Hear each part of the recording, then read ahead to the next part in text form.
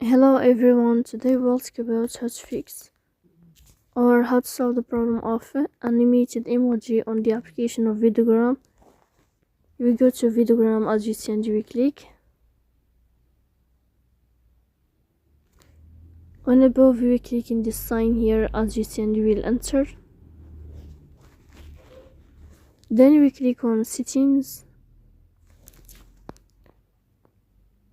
Here in this page we go to power 7 and then we click in this sign. If the sign changed, then you can know how to turn off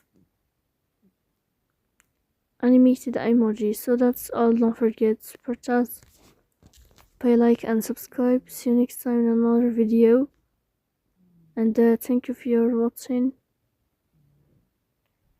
and your attention. Goodbye.